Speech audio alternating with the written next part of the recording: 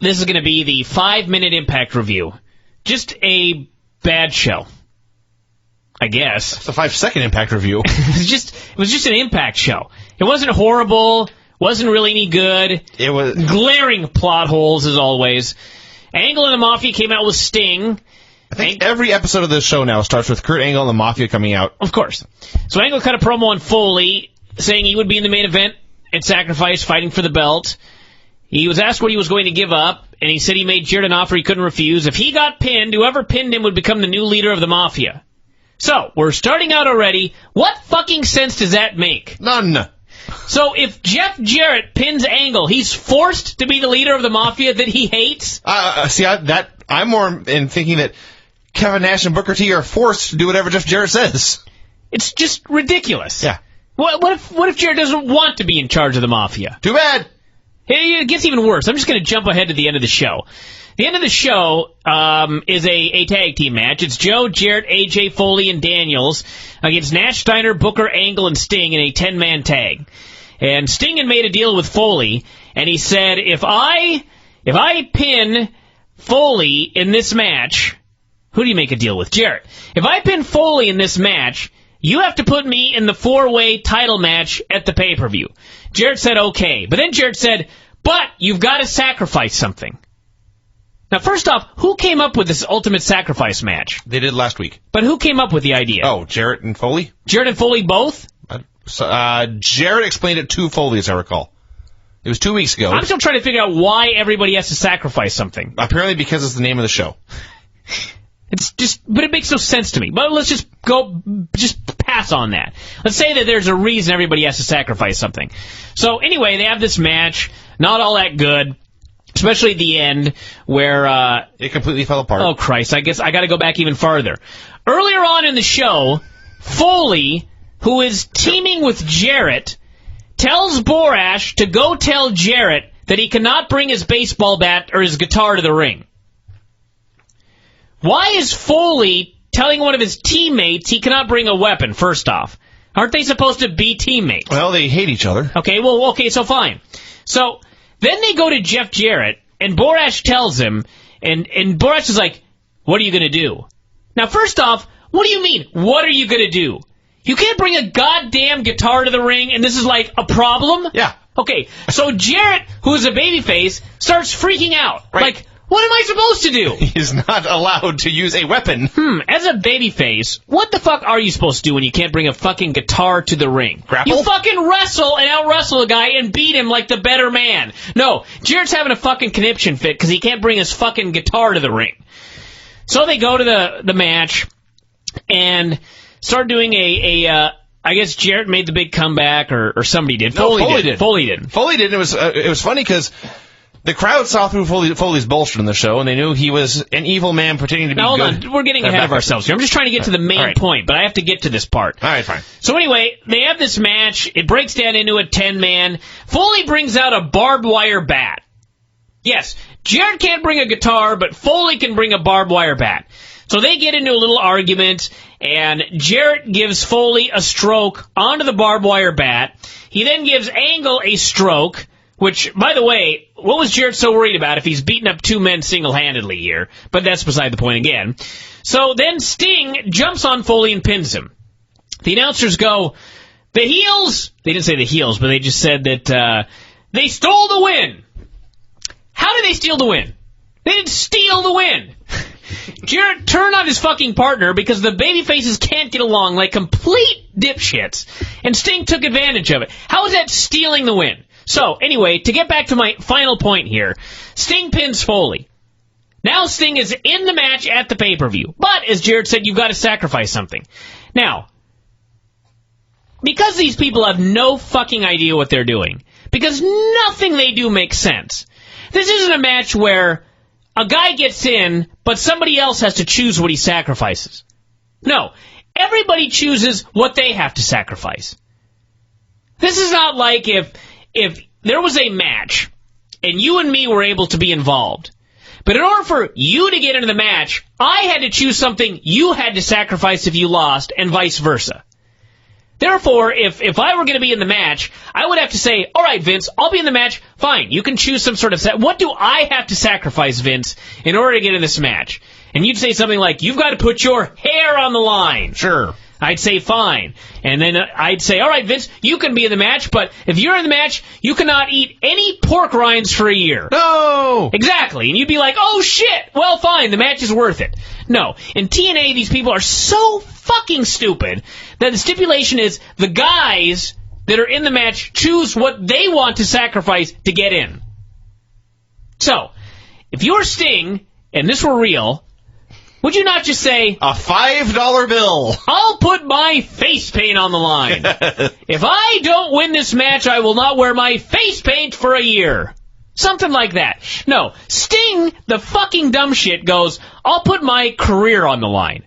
Why in the fuck would you do that? Don't know. If you have to sacrifice something, and it's completely up to you, this is like, what is it, Lent?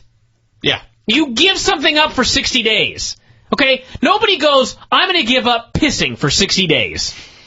You don't know that. Chances are my life will end. Okay? My insides will be poisoned, or my bladder will explode, or I'll piss my pants in a public place and be humiliated. No one does that. They're like, I will give up, alcohol. No, fuck no. People don't even do shit like that. They're like, I'll give up alcohol on Thursdays. I see. Until Lent is over. And then it's back to drinking on Thursday. Then it's back to drinking like a madman again. So, I just don't understand. This is so stupid. These are all ideas where you could make them work. If you just used a brain, like a competent brain. Like a competent brain could go through the show and make all this shit work. But of course, the brain in charge is so fucking incompetent that nothing on this show makes sense. Now let's go back to the beginning of this program. I don't even know how I got into this whole role. But anyway, Angle says, here's what I'll give up. I'll give up being the leader of the Mafia. If I get pinned, I will give up the leadership of this Mafia to whoever pins me. Again, why would you do that? Why wouldn't you just say, I'm bald, that's why I shave my head. If I lose, I'll grow my hair out and just look goofy. Why don't you do something like that? Or something even less? I will pawn off this pair of boots on eBay and give the money to charity. Why do you make a fucking sacrifice like that? God, this sucked. So much for the 5-minute review. Gone like 6, haven't we? We had a mystery man drop off Joe. The blonde tried to find out who it was. 3 seconds, this was over. Yeah. If I had not written that down, I would have completely forgotten. It accomplished nothing except wasted time. The opening promo, eventually Foley and Daniels came out, and Foley talked for a while, and Daniels stood there like a dumb shit. And then Jarrett and AJ came out, and Jarrett talked, and AJ stood there like a dumb shit. And I had no idea what they're doing out there other than to look dumb. They did a lot on this show. We had a replay of the Machine Guns accusing Daniels of being suicide. Oh, here we go. This I've been waiting to talk about since I saw it. Last week, as noted and as shown on the replay, the Machine Guns came out and accused Chris Daniels of being suicide. They said, you have a distinctive ass. You wrestle a certain way. The fans chant suicide. We've never seen you in the same place at the same time. It's very obvious, Chris Daniels, that you are suicide. And he responded by beating him up or whatever, blah, blah, blah. So now, the storyline on Impact is that suicide is Chris Daniels. We're supposed to believe that suicide is Chris Daniels. Because, of course, obviously this is leading to, eventually, suicide and Chris Daniels are seen in the same place at the same time. So, anybody with an IQ above about 75 would know how you have to do this angle. It is very simple. If the angle is that everybody is supposed to know that suicide is Chris Daniels, so that they can all be surprised when Chris Daniels and suicide show up together, to make this work, suicide has to be Chris Daniels. You would think. So the fans see the big ass, they see the same moves, they see them not at the same place at the same time, they know the fans chant his name. That is how you convince people that the fucking guy is Chris Daniels. By having him be Chris Daniels. By having him be fucking Chris Daniels. So then when Chris Daniels and Suicide are together, you're like, oh shit, we were wrong. No. What do these dumb fucking assholes do, they put somebody else under the suicide costume. Yeah. This guy comes out. We're supposed to believe it's Chris Daniels. The announcers are telling us it's Chris Daniels. He's doing moves that Chris Daniels does, but it's so fucking obviously not Chris Daniels that it just killed the entire angle. I just was like baffled. This is so easy. Yeah. Have it be fucking Daniels. No. So we all look at it and go, hey, you know what? They're right. That's Chris Daniels, for Christ's sake. No. They actually put someone else under the fucking hood. Yes, I was just amazed. I don't know who it was. The fans are totally not fooled. No, there's no heat for this match. It was like they all realized that ain't fucking suicide. There was zero heat for it. I don't know if it was Kaz, but whoever it was, there was a mild Frankie chance, but other than that, no one cared. And whoever it was sure as hell not Chris Daniels because he sucked. They killed their own storyline because they're so fucking dumb. God, this was amazing. Then we had Morgan meeting with Foley. He wants to be in the main event Mafia. So he asked for a match. Foley suggested you take out the Mafia's fat security guards. This sounds like a poor plan. And so then Morgan leaves, and Morgan goes for it. What's that? Morgan goes for it. He's like, okay, fine, choose one of them. Yes, so that's supposed to impress the main event Mafia. Boras points out the other lunacy in this, which is that Mick Foley hates the main event Mafia and wants to kill them. Now he is apparently helping this 7-foot monster get a job with him. So Morgan went to Foley, saying basically, help me get a job with these guys so I can help them kill you. Yeah. Yes. And Foley said, okay. I'll tweak the match. Sure. I'll put in 2 fat guys. Velvet was freaking out because she had a stretcher match with Kong later, and last week Kong had killed Madison in the same kind of match. She's going to pounce on me, Velvet said, like a carcass. I love that woman. I don't know. Today interviewed Angle and the rest of the Mafia. Yeah, 14 men had a sit-down interview. I don't know. It's just one of those stupid things where they got to waste time with some sort of angle or some sort of interview. I would much rather watch a pointless wrestling match than a pointless wrestling interview. Well, we got an interview. There was the only notable thing here was every guy had one line, and Sting's line was saying, our goals are still the same. It's all about the gold. And I thought, what about the respect that you founded this group on? That goal is not the same then. Your goal has changed. The blonde interviewed Taylor Wilde. This was stupid. And so the blonde's trying to interview her, and all of a sudden Taylor starts talking about a secret admirer she has. And she's explaining this person, and he's coming off like a complete stalker. And she's trying to explain that he's actually a really cool guy. But then she asks the blonde to go with her to make sure he's not a creep.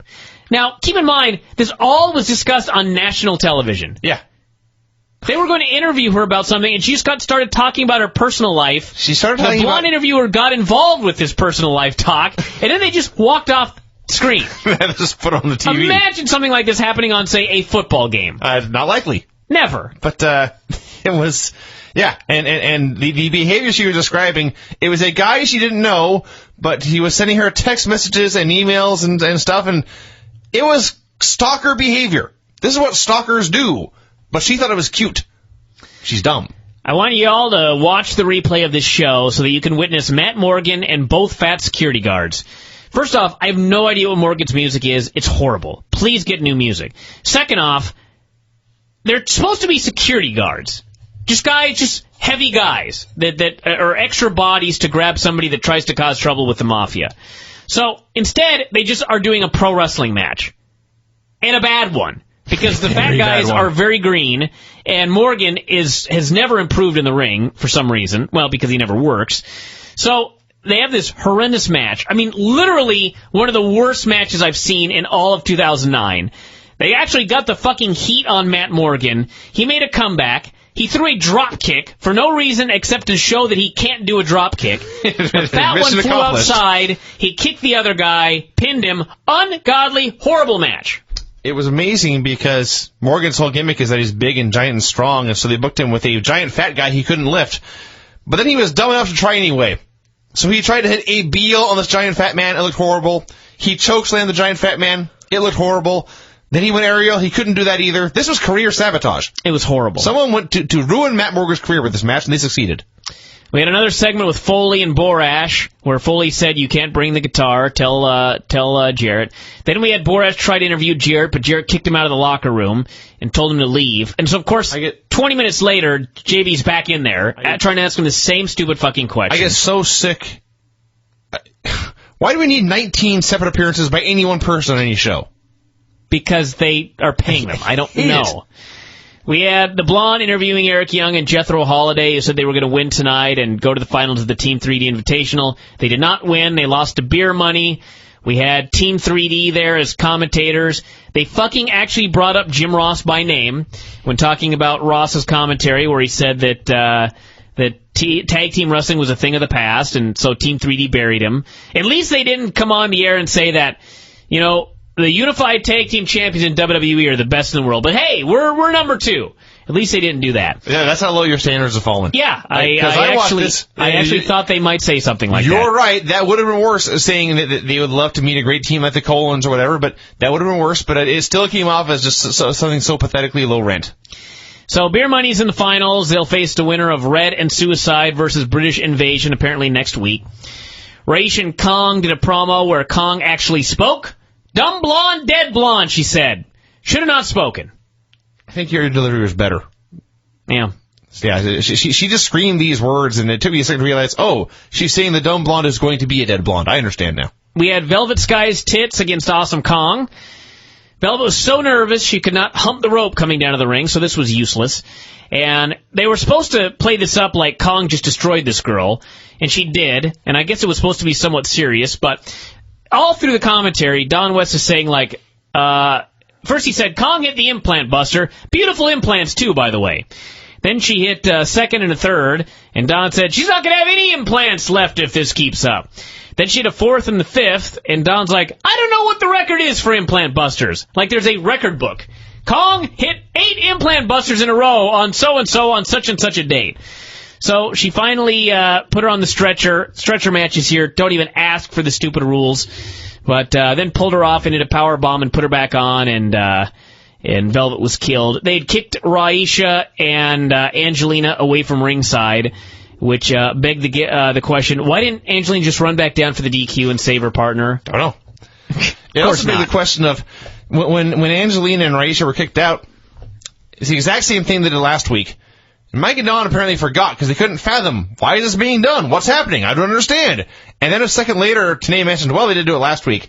And I almost thought, are they introducing earpieces on the show now? Did Terry Taylor just yell at them, "Hey, this happened last week, you morons"? God, I hope so. I hope Russo's back there yelling at them.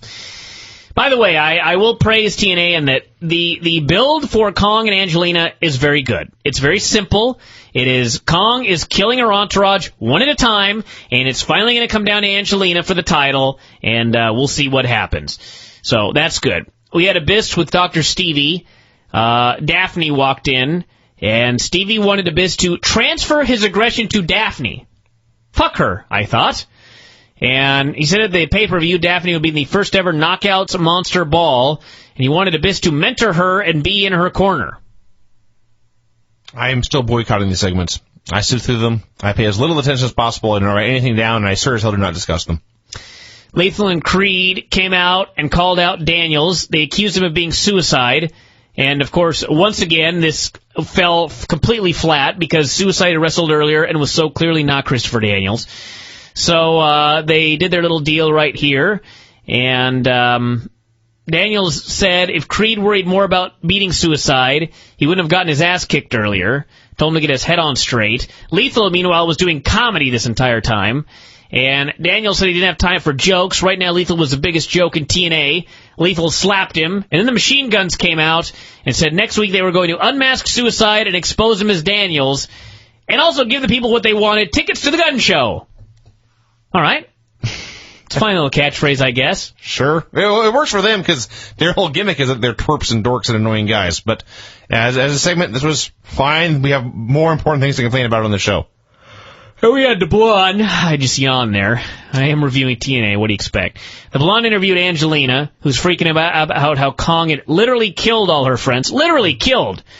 And someone called her, and she was screaming at this person to please be there for next week, and she didn't care about Spike's ban on man-on-women violence. All I can presume is it's cute Kip making his return.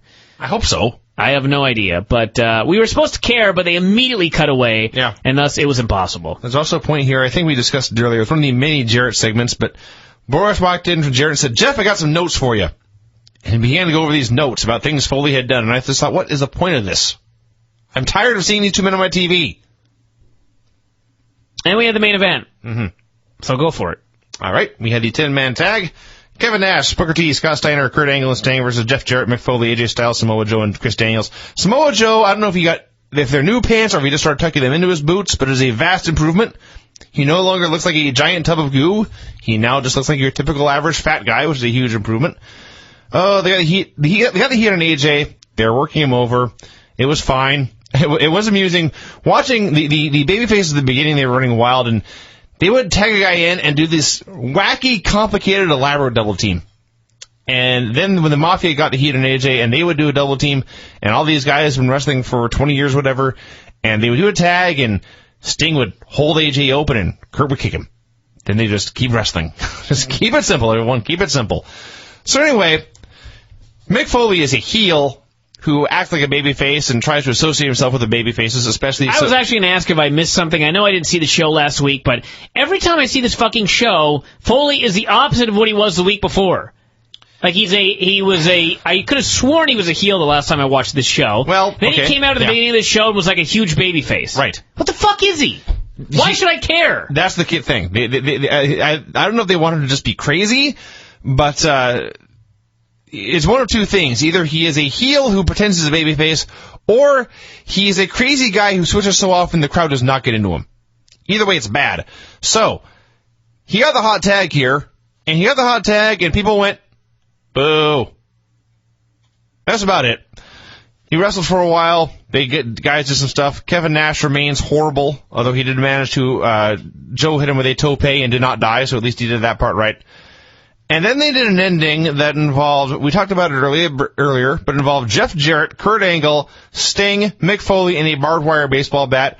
It was way too elaborate and complicated to keep track of. Brian had to, as he was typing, rewind a couple times to note what had happened now. That's bad. And when it was done, Sting had won. And I just remember earlier he was asking, hey, Jeff, if I pin Mick Foley tonight, can I be in the main event at Sacrifice?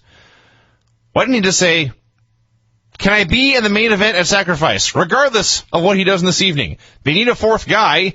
He never got his rematch for losing the title. Why did he put the onus on, if I beat Foley, can I get the main event at Sacrifice? But he did beat Foley. He's in the main event at Sacrifice. He cut his little promo announcing that he was willing to retire if he lost this match.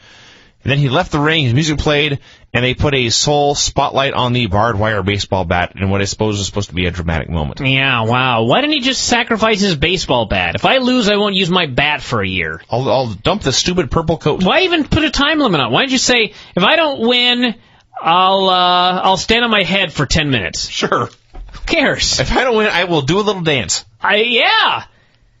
Retarded. I'm done with this show. To the back! I don't want to talk about this show. Can we just say it sucked and leave? What was that Impact song that I had? Do you know Bai's anthem? That's a good one, too, but I think Cotrere may have made a good one here. Let me see what we've got by Cotrere. No, the show sucks when you find anything else to talk about to postpone the discussion. Cotrere. God, I know we've got some Impact suck songs here. I got a lot of TNA to the back type songs. I just want a song that just buries TNA. Isn't one about the worst show in the world? I don't know where they're all at. Let me look a little farther. Really, again, anything just to avoid talking about this horrendous program. I mean, this program is just... It is a level of... Well, we've said it all before. Why do I even get started? That's what I'm saying. Usually I want to review it because at least then reviewing it means there was a point to my watching it. Today I don't care. The time is lost. I can't get that time back. The best thing to do is preserve the time I have now by not talking about it. Well, I can't find a good Impact song, so I guess we'll just get started. And as you rant and rave, I will try and find one because I refuse to quit. I refuse to quit. So Impact opened up. Oh God. The first segment was the Impact one. Let me tell you something. I hate this show so much that I'm going to review it. I know that sounds strange. No, not at all. But if I just decided not to review this show, I would have watched it in vain. That's what I just said. If I have to watch this show, I may as well just bury it as deep as I can under the earth. It opened up with a Foley segment. He comes out and he hypes up the pay-per-view. He talks about the Ultimate Sacrifice match. It's 4-way. He notes that he is putting the TNA title on the line. Angle is putting his role as the head of the Mafia. And Sting is putting his career on the line. And, of course, my first thought is, these things are all equal. Foley has to put up a championship belt. Angle has to put up a fictitious role. And Sting's putting up his livelihood. Yes. Okay, this is all bullshit first off. So, he said Jarrett would not be there tonight, whether it be in front of the cameras or behind the scenes. He didn't bother explaining why. I thought he was going to explain it, but no, he just started talking now about a mystery DVD in a blank case. He was being very secretive. He said it was a DVD with dark material, unsuitable for children. A secret DVD. A secret DVD that the world was talking about.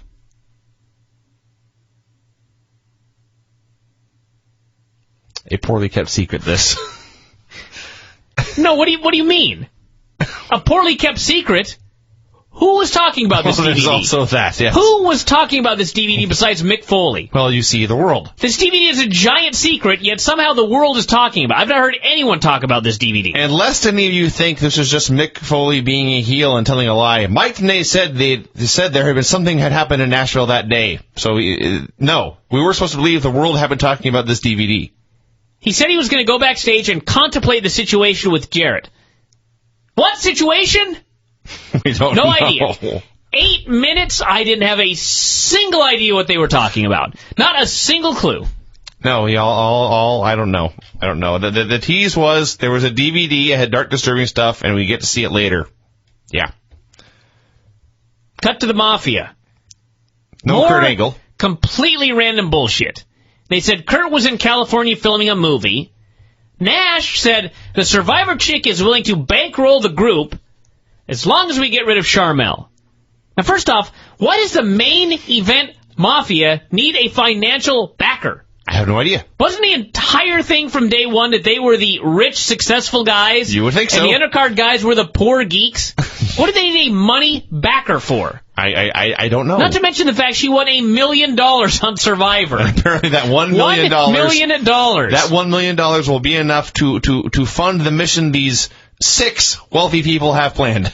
Provided she's not spent a dime yet. Right. Wow. Yeah, and Kevin Nash was sitting there, and except for the bright red leather pants and singlet he was wearing, he was sitting there, he was slouched over, his hair was dry again this week, dry, gray, dusty, leaning over. He looked like every old guy in every depressing dive bar I ever hung a wrestling poster in. We had JB being sent to investigate and find out what was on Foley's DVD. Foley said, listen, I will tell you what's on the DVD if you show me how to do the bug eyes. I swear to God this is true.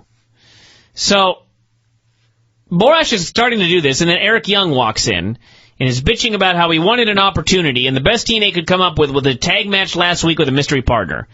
So Foley said, fine, you get Samoa Joe later. And then he left. Then Foley went back to saying, show me the bug eyes! Show me the bug eyes, I'll show you what's on the DVD. And Borash did. So Borash showed him the bug eyes, and guess what happened? They cut away. That was that. Cut away. Borash, by the way, was explaining... 17 minutes, by the way, into this show, and it sucks. Borash was explaining that he had stolen the bug eyes from Don Knotts on Three's Company, a show from, I believe, the 70s, perhaps the 80s, but late regardless... 70s. Yeah, but regardless, 15-year-olds don't know what he's talking about. 20-year-olds don't know what he's talking about. 25-year-olds, maybe, but a whole chunk of the audience had no clue what show he was referencing. I presume the fans were watching all of these segments backstage. So then we get Chris Daniels versus Chris Sabin at the 20-minute mark.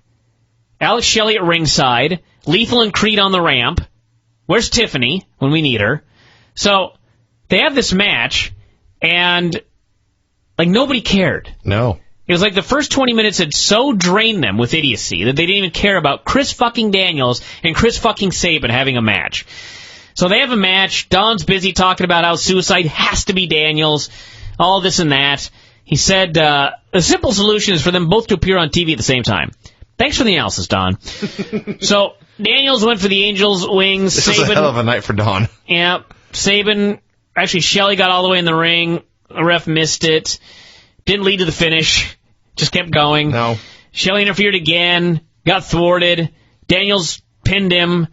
And with the best moonsault ever. And there you go. It was as bad a match as Chris Sabin and Chris Daniels could have. It had absolutely zero heat. The only redeeming factor to the segment was the point the Guns did some kind of cheating. There was an eye rake or a choke, or Shelley choked him behind the ref's back or something. But they did something we've seen a million times. But then a fan holds up a sign that says, "Hey, that's cheating!" And then he put the sign back down. Yeah. It was perfect timing. That was great. Foley met with Earl Hebner, Slick Johnson, and Rudy Charles in a way to just make this drag out longer. Kicked out two of the refs one by one, and then told Hebner not to disqualify Joe under any circumstances. And JB was like, "Come on, Eric will be killed." Foley said, "Too bad. This is what happens when you fuck with me." This was a terrible segment. It opened with Slick Johnson, for some reason, displaying a strange muscle he has in his forearm, and Mick Foley showing off his torn ear, and everyone else freaking about, "Oh, God, you guys have gross bodies." And then, I didn't even know what match they were talking about for a long time, but Foley told Slick, "You're not going to be reffing this match." And Slick's response was to pump his fist and shout yes and run off. Perhaps to go golfing. I don't know. He had the night off, apparently. He's going to go work out with the Edge Geek. I guess he's going to go work out with the Edge Geek. And yes, eventually it was revealed that this person would be reffing the Joe match, and they did not want Joe disqualified. Because, you see, Eric Young had been whining earlier. And if they're supposed... I don't know. Mick Foley's a heel. Eric Young whines like a heel. Joe acts like a heel. I have no idea who's why would anyone cheer for any of these men? It got better later in the show, by the way. So then we had a meeting with Steiner and the Survivor chick, and said she needed to lay off Charmel, and she was acting all bitchy, saying it was Charmel's fault. And Steiner said Charmel had told him that she was sorry. And the Survivor chick, of course, being an airhead, totally bought this. And there was one awesome moment here where Steiner said, "Listen, what if I set up a meeting between you and Charmel, and I will be the modifier?" And Borash, holding the mic, says, "It's moderator." And Steiner turns to him and screams, "Shut up!" I laughed. And Borash shut up and looked away and looked down. I laughed. Because he is a dweeb and Scott Steiner's a scary, scary man. But then, of course, they had to keep going with the joke till it was not so funny anymore. Of course they did. Of course, they always do. So, I have no clue. They can do nothing right. Anyway, the Survivor chick said, sure, she would do the meeting as long as he promised Charmel would apologize. There's one point here I want to make real quick about I forgot about this, but it's actually important because it's one of the few things that TNA ever does well. In the segment with Foley and the refs that was so awful as a segment, there was in the background of this skit, you could see the guitar stand where Jeff Jarrett always keeps his guitar. Mick Foley had taken away the guitar and had placed his barbed wire bat in the stand. A subtle little thing just to let people know he was taking over. I like that. Blonde interviewed Angelina Love, who introduced Cute Kip. She said that Kip was going to... Actually, Kip said Kong was going to be put in her place tonight. She's going to have a stretcher match with Kip. And then he said this would be Kippin' It Real. This would be a terrible catchphrase for about 6 billion people on the planet Earth. But for Cute Kip, I love it. Kippin' It Real. He's kipping it real. So then we had a cross-the-line cam with Jeff Jarrett and his little girls. There was no explanation as to why we needed a cross-the-line cam with Jeff Jarrett. Now, the cross-the-line cam had absolutely nothing to do with Impact. It was a day in the life of Jeff Jarrett. So he's like driving around with his little girl. for like ever. For a long, long time. They were like in a golf cart for 10 minutes. They went on a golf cart. They went on a jet ski thing. He's playing friendly dad to his little child. It sure was cute. On and on and on and on. We basically watched Jeff Jarrett's home movies. Why? And I hate fucking Rustler's kids on TV. There's always kind of something creepy about that. But, yeah. It was it would have been bad enough once. One long segment with Jeff and his girls. There was like 4 of them. We'll get to the other ones later. But yes. Samoa Joe and Eric Young. Eric worked really hard, bumping all over the place. And then Joe choked him out. And then he put him over his shoulder, dragged him backstage, and shoved him into the trunk of a car. What is Samoa Joe? Evil. He's an evil human being. But is he like supposed to be a heel now?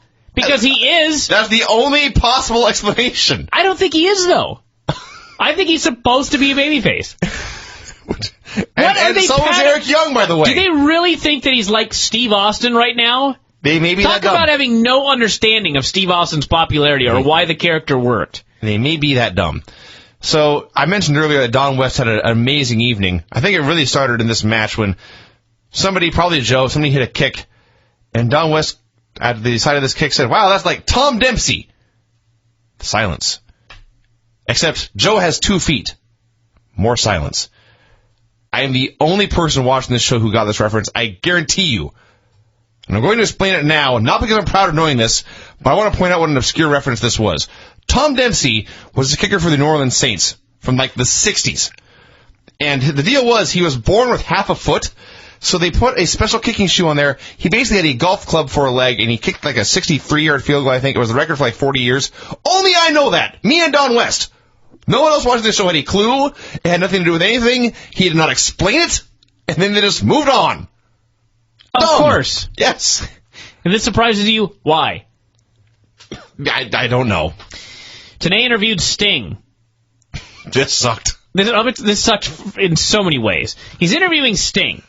He said he was shocked that Sting had put his career on the line at Sacrifice. Sting says, "Well, you know, I hadn't thought about it in advance. It just seemed like the right thing to do at the time." No shit! That was his reasoning. You're working in TNA, and it seemed like the right thing to do to just put your whole fucking career on the line. Get Shocking. Out. That actually made sense to me. If I worked in this company, I'd be thinking about putting my fucking career on the line with every single match I had. It gets better. First off, they're playing this weird music like you'd hear at a fucking massage clinic. Of all the things to steal from SmackDown, mood music. Yeah. So, he's talking about this and that. He said being champion was worth all the pain and sacrifices. And finally he says, and today at the pay-per-view, it's all or nothing. No, it's not. It's all or nothing. It is a 4-way. Or neutral. It is all if you win. It is nothing if you are pinned. And if someone else is pinned, it's neither. This is not all or nothing. No. It's all or nothing, or most likely neutral. Yes, and he also said... The odds are overwhelmingly in your favor. I guess so. No matter what. But he noted that his fight for respect had... The fight for respect he'd been waging for the past year had taken a setback when he lost the title to Mick Foley. Why? In what way does him losing a wrestling match to Mick Foley mean he can no longer teach these youngsters respect? I do not know. Then we had a segment. Oh, my God. This is amazing. It was Taylor Wilde with the blonde getting ready to meet her blind date. I think they were at the mall. So, now, for those of you that don't know the storyline, Taylor Wilde, a TNA superstar, has been getting messages from a mystery person. Has no idea who it is. Maybe a wrestler, maybe a fan. Maybe Cody Deaner.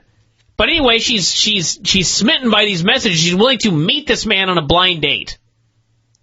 First off, the complete absurdity of the storyline. So she's there in wherever this is, and I'm pretty sure she's supposed to be a babyface. But she's sitting with the blonde going, what if he's fat? Mm-hmm. How shallow can you possibly be? You agreed to a blind date with a person who could very well be a fan, and you're worried he may be fat? Again, the odds are overwhelmingly against you in a situation like this. Moreover, it just now occurred to you. So who should show up but Daphne? Daphne starts beating her up. Daphne says, consider this our first date, leading to Monsters Ball.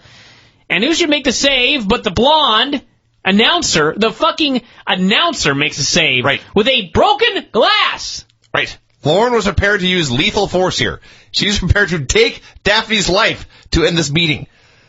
The cameraman, on the other hand, as the beating moved up the stairs, the cameraman moved up to follow. This was a terrible segment. All three women came off as utterly hateable. It was not believable. It was not enjoyable. It was devoid of merit. There were many segments like this on the show. More with Jarrett and his daughter. Now they're driving down the road. His daughter is in the back seat not wearing a fucking seatbelt. Then they go and they pick up the other two daughters at school, and they're also driving down the road not wearing a seatbelt.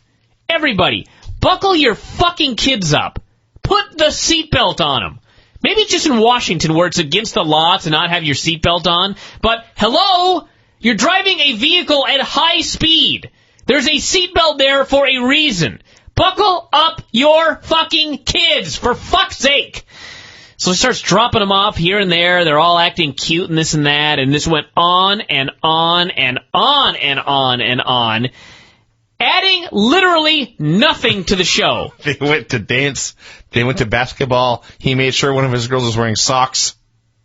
It was that kind of day. In real life. In real time. No, I'm just saying, in real life. Oh. When would you ever see this on a program?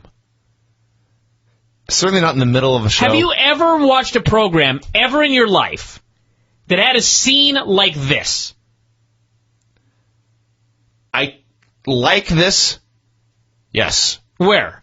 The sports, they will do profiles on athletes where they spend a day with them. Yeah, but the athletes are usually doing something interesting. That is true. They're not riding with their kid in a fucking golf cart. I will give you an example. He didn't even, hold on a second. He didn't even go in and watch his daughter's dance recital. No, he dropped her off. It's not even like, hey, here's my fucking daughter doing the Nutcracker. Look at how talented she is. He drove them from school and dropped them off. Right. We learned nothing. It went like 18 minutes, yes. I will give you an example. When you are watching a UFC All Access show, for example, they're 30 minutes long. 29 of those minutes will be devoted to training, dieting, fighting, lifting weights, working out, whatever. And there'll be like 1 minute where they're goofing off with a dog or a girlfriend or the dad, some family time. 1 minute. That's the key. 1 minute out of 30. This was 8 out of 8. And they did it multiple times in the show. I just want to scratch my eye till it falls out, so I never have to watch this program again. Cute Kip and Awesome Kong. I'm not sure if Kip is supposed to be a woman or Kong is supposed to be a man, or if Spike does not like man-on-women violence, but a man choking a woman is okay. Anyway, Kong destroyed him. They had to distract the ref to do a nut shot. Let me repeat that. They had to distract the ref to hit a nut shot, but then she began beating the shit out of him with a chair in front of the ref, and that was okay. Mm-hmm. Don't even ask me. Don't even ask. So she destroys him. She left him laying. She Pillmanized his neck. It actually looked pretty devastating. Stop right there for a second. She Pillmanized his neck. The Pillmanizing to the ankle is a spot where you're supposed to be out for months at a time. Well, he's dead. I guess this was the end of Cute Kip's career. Yeah. Because this is a spot that should be the end of a career. No, I will go as far as to say, and maybe I'm nutty here, but this was the best thing on the show. No, I would pretty much agree with that. It was. I mean, taking away the referee bullshit, it was simple, made sense. Sure. Built to the pay-per-view. Kong has logical. Now, she's going through the beautiful people. She's taken out the last, the what do you call it? The last resort of More Cute than Kip. last. Yes. They brought somebody back. They were so low on people. And Kong killed that person too. Yes. So now there's only Angelina Love left all alone. So yes, I will give this segment a thumbs up. Steiner met with Charmel and convinced her to show up at the meeting with the Survivor chick, insisting the chick would apologize. And then after she left, JB said, well, what's going to happen when neither apologizes? Immediate cutaway. They did not give Scott a chance to answer this question. Got a pre-tape with Team 3D. I'm just going to read what I wrote. They were putting over the tag titles, then I blinked, and they had been laid out by some bad guys.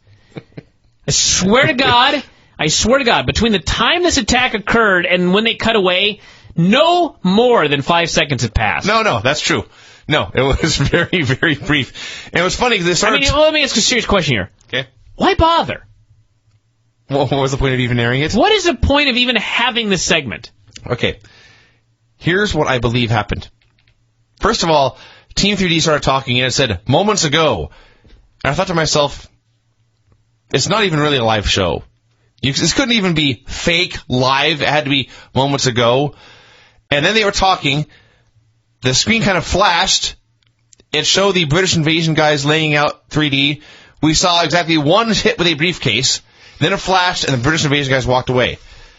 This one hit from a briefcase was so brutal. And I don't mean violent. I mean bad to watch. So fake. So phony. So horrible.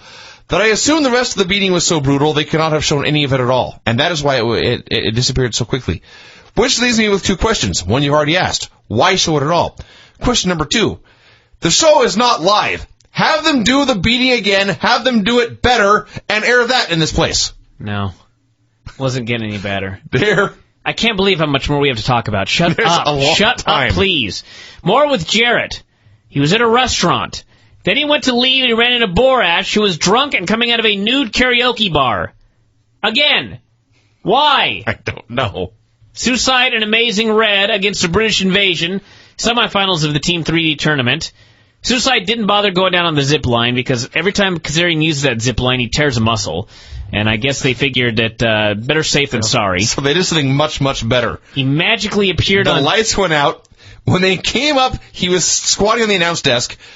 Seriously, like 4 seconds passed until Don West noticed, hey, there's a masked man on my announce desk. And you saw him throw his hands up in shock. Tremendous. That's suicide. That's suicide, he said. Insisted. He almost touched his ass. He was so close. Anyway, the best part about this was actually when Mike started talking about this day in the life of Jeff Jarrett that we've been watching all night. And Don West screams, and I quote, "A day? The longest day I've ever experienced." Yes. He's the greatest man around. He was severely bored by all this Jarrett bullshit, and he was letting us all know how boring and repetitive it was. So they had this match. Let me move forward. Machine guns hit the ring. Yeah. Double super kick behind the ref's back. And then Williams hit a bombs away knee drop for the pin. So it is now British Invasion versus Beer Money in the finals. After the match, the Guns destroyed the baby faces and said it was time to unmask him. Outran Lethal Consequences. I figured to make the save. Wrong. These baby faces also want to beat up and unmask this man. So the babyface heel dynamic on the show is so fucked up that I don't even care. I don't care at all. But all 4 people started ganging up on this guy and started to tear off his mask, and Daniels ran down to break it up, which led to another great Don West line when Tenay, rather calmly in fact, was like, well, does this prove that Daniels is not suicide to you, Don? And Don's like, well, I'm sure suicide is Daniels, but I'm not sure who it is impersonating Daniels. Yes. This was the finest moment of Don West's life when he first said, let's not jump to conclusions. He was stubborn.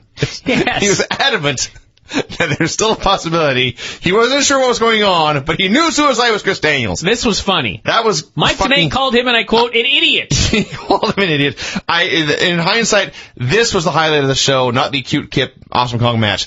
What was not the highlight of the show was the wrestling match that preceded this. They appeared to have a horrible match that they tried to say with editing and could not. Yeah. So, fucking no buys. Time for the meeting with the Survivor chick and Charmel with Steiner as the modifier. It immediately broke down. Steiner screamed, help. We waited all show for that. Yes. It went like 30 seconds. Not even 30 seconds. It went 20 seconds. Maybe. No Limit versus Kevin Nash in a handicap match. Alan Farrell, are you listening? Kevin Nash squashed Team No Limit. Squashed. Squish, squash, squish. Worse, He came out looking like a corpse that had been recently exhumed. He shuffled down to the ring, lurching and slouching. I had dinner with my grandfather today in his nursing home. There were people there using walkers who are more agile than Kevin Nash. He cut a promo afterwards, hyping up his match of the pay-per-view with Samoa Joe. The one they've been trying to do now for 2 fucking years, and something always goes wrong. Guys, it's cursed. Just stop trying. You're never going to get Joe versus Nash. And you know what? If you do, it's going to suck. Yes, it's not going to be any good. Look at Kevin Nash. Why would anybody want to see Kevin Nash and Samoa Joe? The funny thing was they were doing this handicap match here, and I thought to myself, why are we watching this? What are any of these men doing anytime soon? And you said, well, there's Joe. And I thought, when? And then Nash cut a promo challenging Joe. It's Joe and Nash at the pay-per-view. And why is a match taking place? It's going to be bad. Joe is going to get absolutely nothing out of beating Kevin Nash in mid-2009. Nothing. Not a single thing. And worst case scenario, it's going to make him look even worse. I would say it would make him look worse, but he's looked so bad lately. Then we had... Okay. We went to an AJ promo. Mike Tenay threw us to the promo when he said, very casually, AJ Styles has an important I Quit match with Booker T coming up. What? I don't know. It's so important, they never announced it. They just talked about it like we all knew. I don't know. I don't know why. I did not know AJ Styles had an I Quit match with Booker T. I don't know why it's an I Quit match. AJ he cut a promo. He said, I've never quit my entire life. Great. He said he would never say the words, I quit. Note he just did. He's a liar. I bet you guys anything, the finish of this match is going to be exactly the same as Rock Foley from 1999. Bet you anything. A recording of AJ saying, I quit. It has been 10 years. Of course, it is 1999. Yes. I guarantee that's what we're going to get. So, then we had Booker T and Jethro Holiday. The build for this I Quit match gets significantly dumber. Booker T and Jethro in an I Quit match. A 5-minute I Quit match on television. On free TV. A bad one at that. A bad one. To make us want to pay to see another one. That's the best part to me. They have no idea what they're doing. It was comedy. To make us pay for an I Quit match. And I put that in quotation marks, comedy. We had, at one point, Holiday responded, your wife looks pretty good, thank you. Actually, she said, your wife looks pretty good naked. I see, naked. And somehow this offended her. Yeah, apparently she doesn't look good naked. So Booker hit him with an axe kick, and then Holiday muttered, I'm done. He's done, Gus. That was the end of this match. He should have said, I'm done, Gus. He didn't even say I quit. He said, I'm done. And Tenay's like, well, is same thing. That's exactly. He couldn't just say I quit. That's exactly what happened. Let's complicate matters. Jethro Holiday is not a terrible wrestler, but he's one of the worst baby faces I ever saw. There's a point where he tried to clap and get the crowd to clap along. It looked like it actually caused him physical pain. And he's bad. Don actually said it was a wise move for Holiday to say he was done because he had to know that Booker could conceivably, quote, end his life. Yeah, Booker was going to kill him. Booker was going to send him to the morgue. He was going to introduce him to the Lord, yes. So then, after 2 fucking hours of bullshit, the final thing on the show was the video airing of Jarrett taking us on a tour of the original Asylum from 2002, showing us around. Foley snuck up behind him, started choking the shit out of him with cables, threw him in his stuff, hit him with chairs. I could have sworn, and if I'm wrong, as I noted in the Ultimate Fighter review, I don't care. But I could have sworn Jeff Jarrett said, Mick, you broke my leg. Did you hear that? I can't say I did. You can't? No. Maybe I'm imagining things. I could have sworn he said that. Anyway, the point is, later they said Jeff would be back next week to get revenge. So that's a quick healing broken leg if that's actually what he said. I did not hear Jeff say that, but I did hear Jeff say many things, like, Mick, you've lost your mind. Mick, stop it, Mick. So over the course of this long beating... And by the way, how does Mike Tenay know he's going to be back next week? I don't know. He just saw a vicious beating right here. Well, that's the thing. For all their talk about how disturbing and dark this footage was, this was every pro wrestling beatdown you have ever seen. I disagree. I'm going to say this because this is what I thought. If this had been the final angle on a good wrestling show, I think we would have been impressed with it. But this show was so bad that when this thing aired, it was like, who could possibly care? This show killed it. I cannot agree, because what I hated about it was that Jeff was, usually when you see the babyface beaten, they're breathing hard, maybe occasionally cursing, maybe when Ric Flair would scream at his opponent, God damn you, that kind of thing. Jeff Jarrett was, sure, he looked like he was hurt, but he was speaking complete sentences. He was trying to rationalize with Mick. He didn't seem like he was in that bad shape. Well, he can't be. He's coming back next week. He's fine. He's coming back next week, so he's fine. Which begs the question, why was this beating so important that he built the entire show around it? I don't know. This show sucked, everyone. This show... I apologize for being so hard on Raw this week. It was vastly superior to Impact. God. To the back!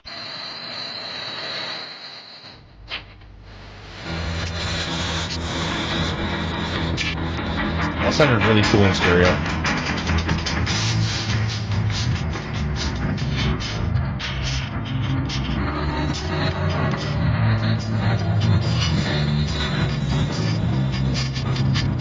To the back!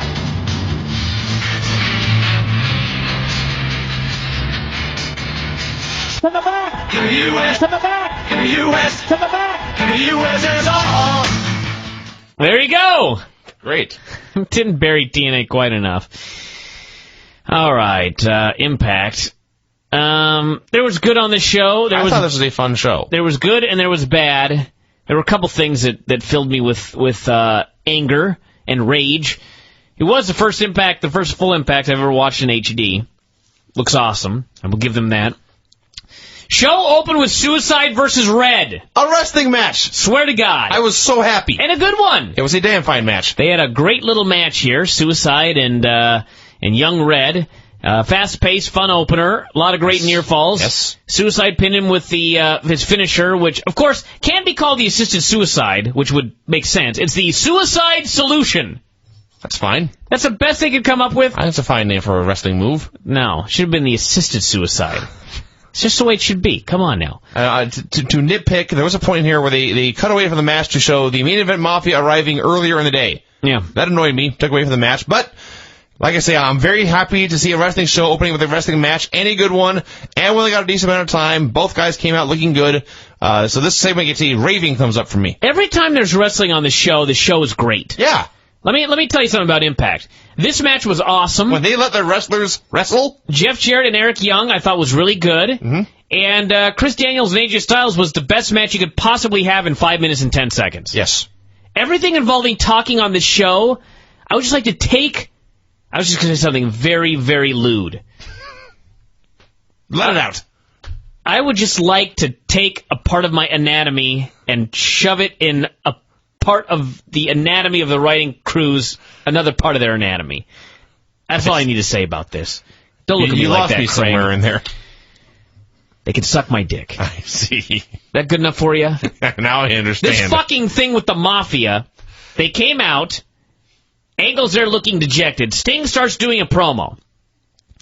Things are going to change here in the Mafia, he says. So, first he says, we agreed not to disband this deal until we'd accomplished our goal. What is their goal?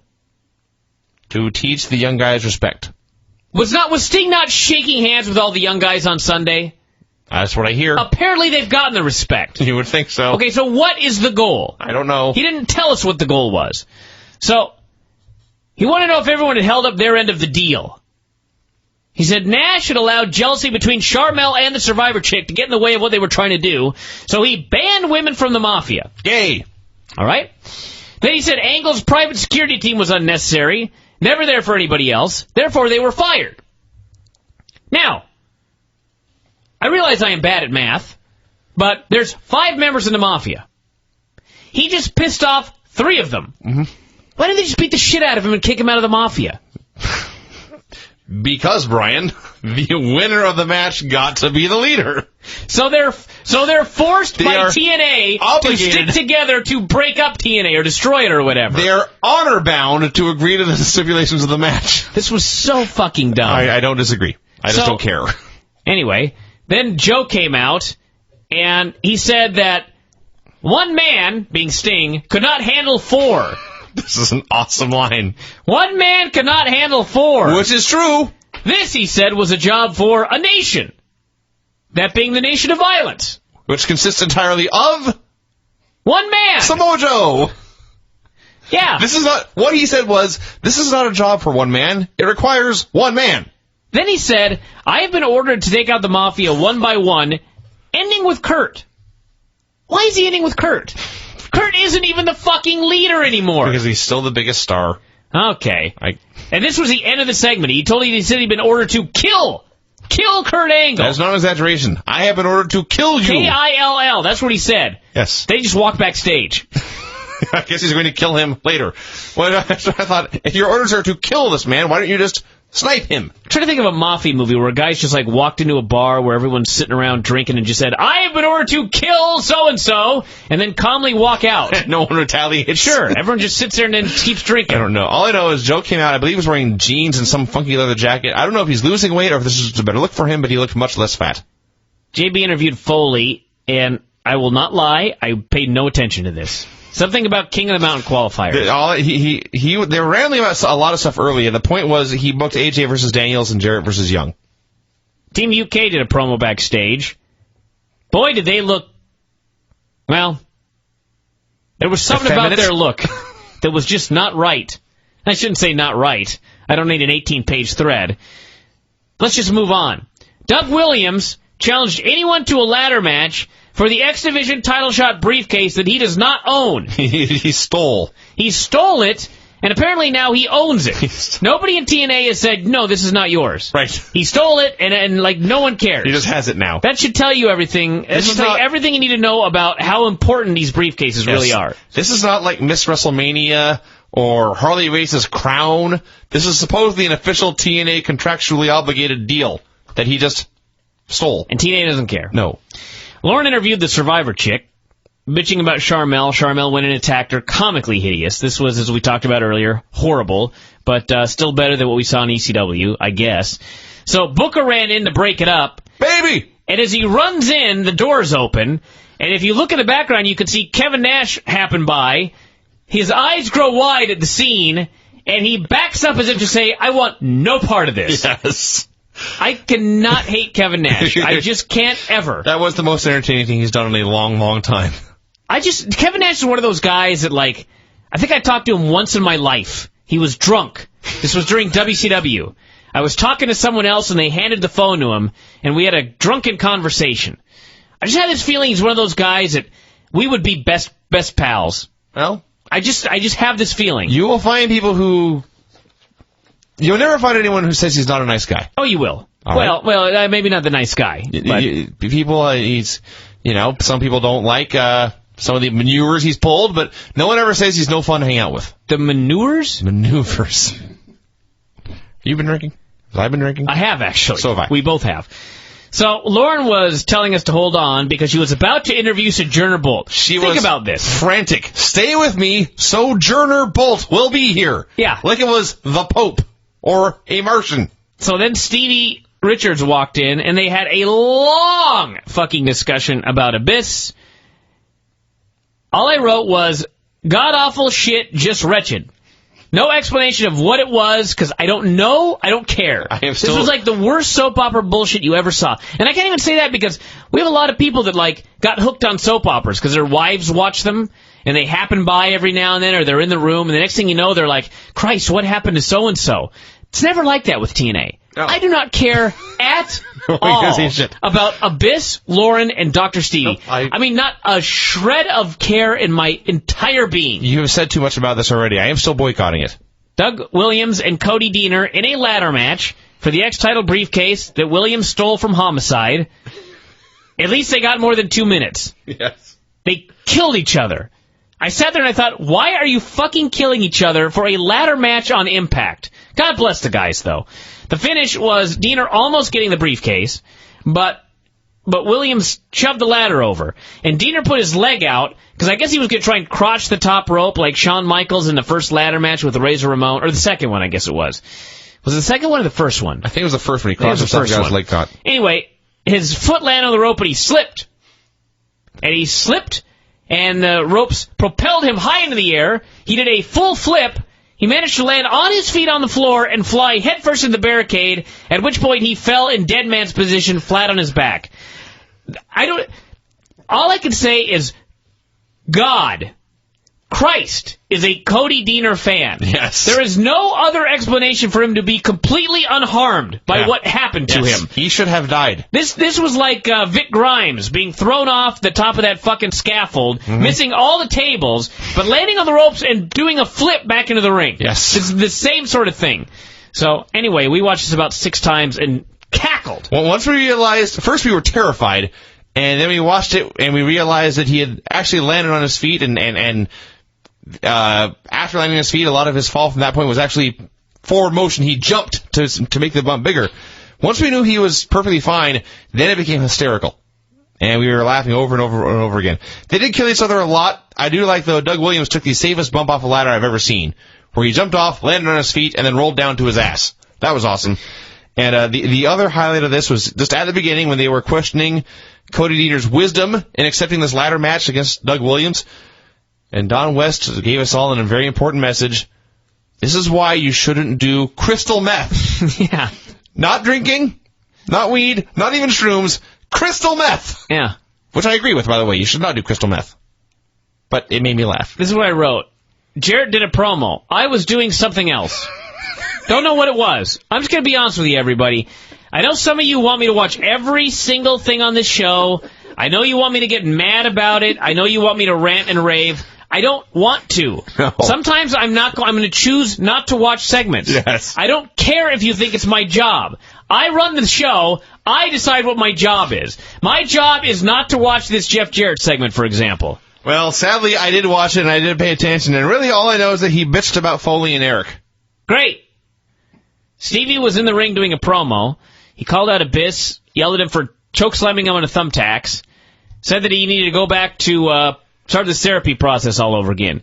He made him put on a straitjacket and then grabbed a kendo stick.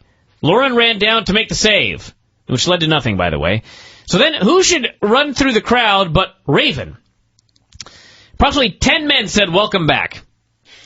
He stared down Stevie, then he grabbed the stick and hit Abyss repeatedly. Then they did a promo in the back, and they asked him why he did this, and he said, quote, "Because I can."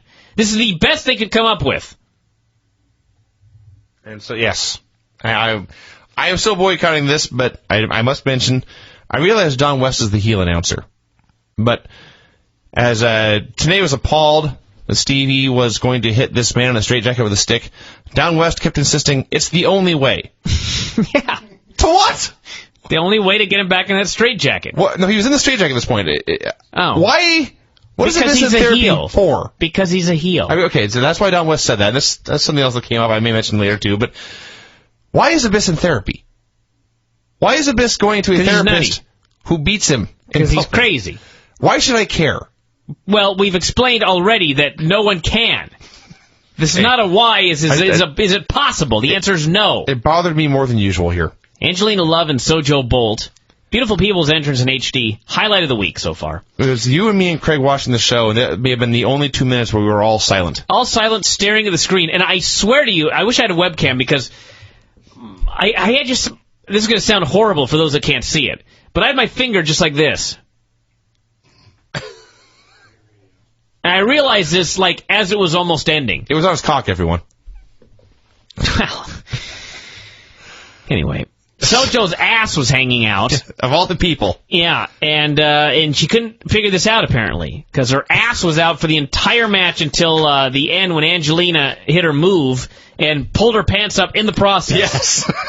It was great because she was down in the corner being stomped with her ass hanging out, and then Velvet Sky noticed. Yeah. And so her response was to point and giggle and say, "Look, Ip, her ass." Yeah. So I was at one time. Sean and I went to a WWE show, and we're sitting back in our seats, and guy goes up to the guards rail and leans down and looks over, just looking at the ring, and he had his giant plumber's butt, and the entire section is just kind of uncomfortably giggling. We're all trying to look away, but you can't because it's like a car wreck. And finally, Sean just puts his hands to his mouth and bellows, "We can see your ass." And the entire section enjoyed it. And the guy tried to act cool, by the way. Tried to not look back, but reach back and try to pull his pants up. Sure. That was a great moment. Why did someone tell him to get the fuck away from the guardrail? You're blocking everyone's view with your ass. I don't know. Jesus. Then we had, she fired Kip for being an embarrassment, had him arrested because he was a creep. And then this is the best part. I mean, I don't want to bitch about this too much because this was like the best TNA debut in years. But she goes, I challenge anybody for my Knockouts title. I need a new hoe to knock around. As she's saying these words, conveniently, brand new music we've never heard before hits, and out comes Victoria. This was, like, amazing. If this were real, explain this situation to me. She cut an impromptu promo challenging anybody. Victoria was not only there, but had her music queued up. Instantly. A wacky coincidence. So anyway, she ran out, beat up everybody, and hit Angelina with the vertebreaker. The place was going nuts. She looked awesome.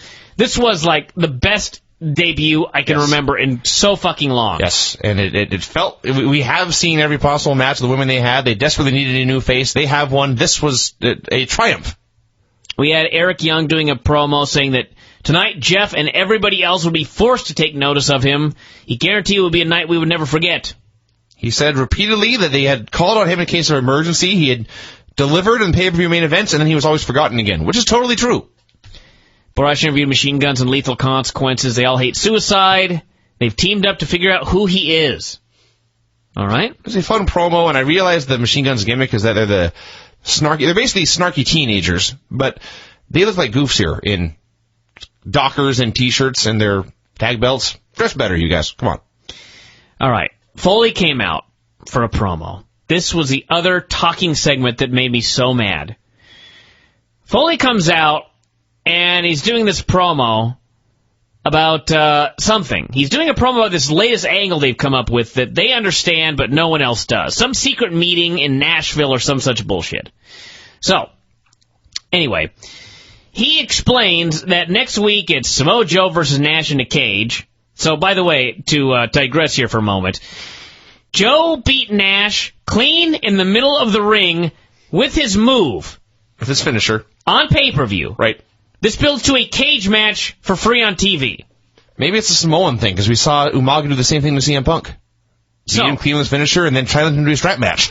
Then, he starts bitching that TNA management has put him in the King of the Mountain match, and he has to defend his title.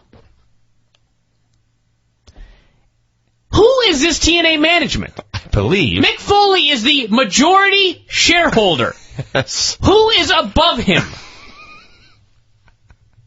They have These people, this mysterious TNA management, has so much power that they can force the majority shareholder to defend his title at a pay-per-view when he does not want to. Okay, fine. Fine. There's a mysterious person that can do this, that has the power to say, you must wrestle this match, you, the majority shareholder, do not want to wrestle. Fine.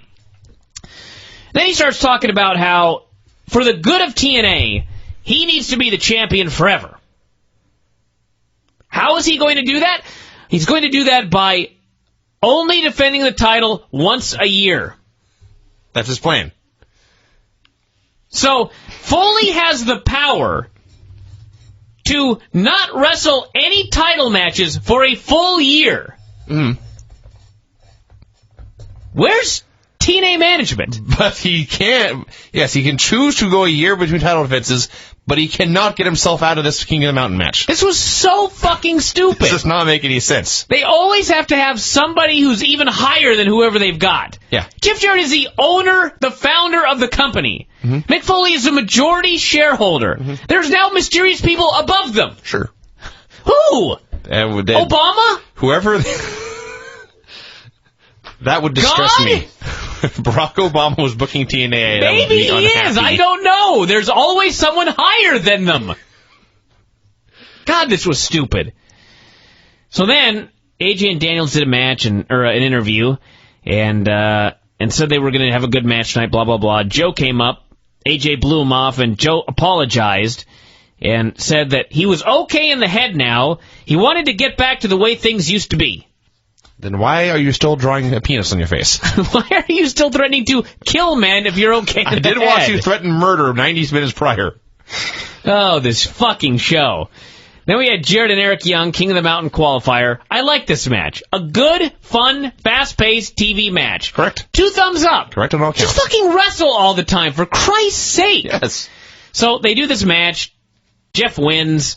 And then Eric, offers his hand. Sure. He had been beaten, and he's willing to shake his hand and say, okay, Jeff, tonight you were the better man. So Jared starts looking around at the people. Should I shake his hand? Why? This is like if me and Craig had a match and he offers his hand. Am I supposed to not all of a sudden trust Craig? Why did Jeff Jarrett not trust Eric Young? They've been friends for 5 years. I guess. So anyway, he shook his hand and got beaten up. So he was right in the end. But still. All I know is he accepted the handshake, and they drew it out forever. He finally accepted the handshake. Then he wanted to bring Eric back for a hug, and I kept thinking, you wrestled 3 minutes.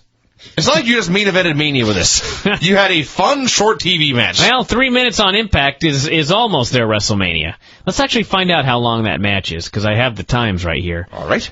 3 minutes and 21 seconds. Oh, I apologize. He wrestled 3 and a little bit more. Then we had Team 3D in the ring with 2 trofeos, an oversized check for $100,000, and beer money. And they gave them their prizes and said that... What was the exact line? You win the trophies, the $100,000 check, and most importantly, a shot at the TNA tag belts. That's more important than $100,000? Well, to be fair, Brian, the $100,000 would be split 2 ways. Oh, yeah, they had a giant oversized check that said, and I quote, James Storm and Robert Roode. Right. Try taking that to the bank. Uh-huh. So, I'll just say I'd take the $100,000. Yeah. I don't give a fuck about the belts. That being said, everything else about the segment was awesome. The fans love both teams. I guess they're all baby faces now. This is a mystery. Beer Money is now baby. Well, they saved them last week. Oh. Yeah. Okay. Yeah. So yes, that was Beer Money's face turn. They're heroes now. The fans love them. 3D. Why don't I believe this? Not that it happened, but why do I not believe that they're baby faces? No, because it's TNA and there'll be a swerve down the road. Okay. But for right this second, they're baby faces.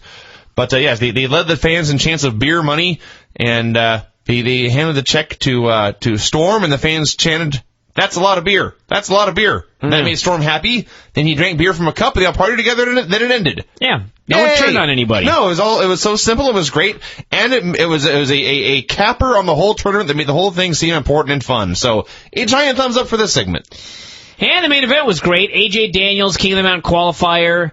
Ended up with AJ getting the win. 5 minutes and 10 seconds, because, of course, they had to have a giant commercial break right in the middle of the main event, because this wrestling bullshit on the show is just a distraction. It distracts you from the good stuff, which is the writing. So, they do this little match. It's funny that they really think that. Yeah. So, Daniels went for the Angel's Wings. AJ turned into Hurricane Rana. And it was awesome. Yeah, there's no point in recapping it move by move. They did a bunch of awesome stuff, and it was not just a bunch of awesome stuff for stuff's sake. There was actual good wrestling going on too. It can almost even make you angry. There's the potential for such greatness on Impact, but we usually get such bullshit. I'm not going to go into this. So many years over being angry about it. I'm just happy when I get to see it. All I'm going to say is that my DVR cut out, of course, because I guess they got an overrun now. I wasn't aware of this, but they do. So, the last thing I saw on the show is after this awesome, awesome match, a portly man came through the crowd. Wasn't me. Apparently it was Shane Douglas going to attack Chris Daniels. I just saw AJ Styles and Chris Daniels have an awesome match. And that is leading to Chris Daniels versus Shane Douglas, the school teacher? Sure. I was so glad the DVR cut out. That made me happy. I hope that when it cut out, that meant the angle never happened. Perhaps all that happened was Shane Douglas approached Daniels, asked for an autograph, said thank you, and then left. He could have. Maybe Chris Daniels' son got an A in history. Yes. And Shane Douglas was going to alert him in front of a national audience. And applaud him for raising such a fine young lad. Sure. Any of these things could have happened, but sadly they did not. So anyway, that's Impact. I will give it a thumb in the middle. I will go thumbs up. I enjoyed the good stuff more than I hated the bad stuff. I can't grade on such a curve. This was a thumbs in the middle program. Thumbs in the middle. Check it out for the wrestling. Please, for the love of God, avoid everything else. And you'll be a happy man. And all those things I skipped, you don't need to watch them. Just take my word for it.